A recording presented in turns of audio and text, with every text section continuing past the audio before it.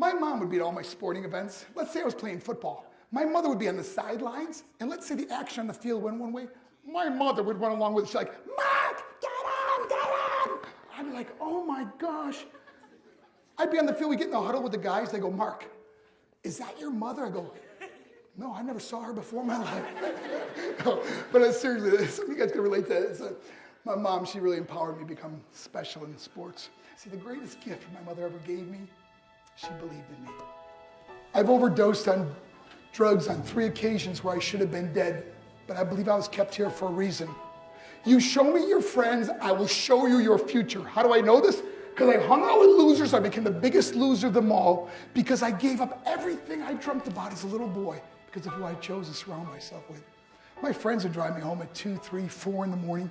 We'd be drunk and high in the car. We'd pull up in front of my house. My buddies would go, Mark, Mark, Mark, the light's on. I go, oh man, my mother's up. See, my mom wouldn't go to bed until she knew her son was still alive.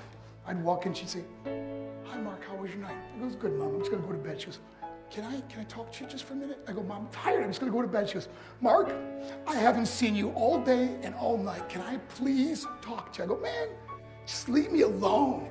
You bug me. I'd slam my bedroom door on the one person who believed in me. I was on a worldwide tour and I was wrestling overseas in Japan. After my wrestling match, I went upstairs to my hotel and I fell asleep.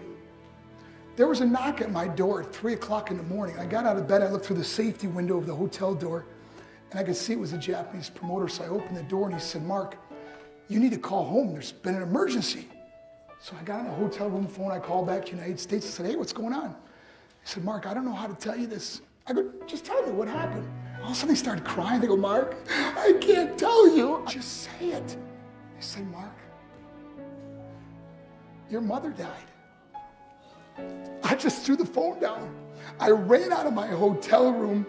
I took the elevator to the lobby. When the doors opened up, I just ran out into the street. And I remember looking up and just saying, Mom, I am so sorry. I flew home for her funeral and I was so nervous to walk up to her casket. So I just stood way in the back.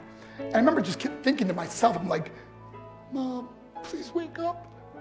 Please get up. And then I finally got the nerve to walk up to her, and she was so beautiful.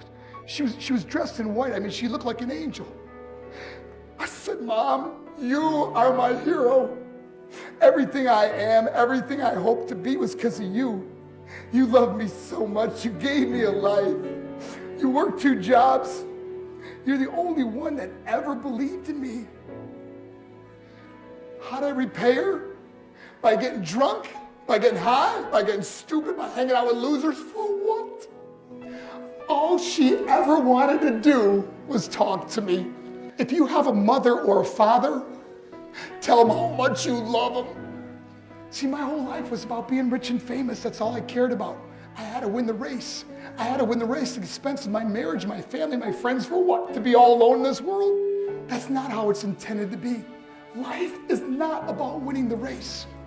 Life is about finishing the race, and how many people we can all help finish this race.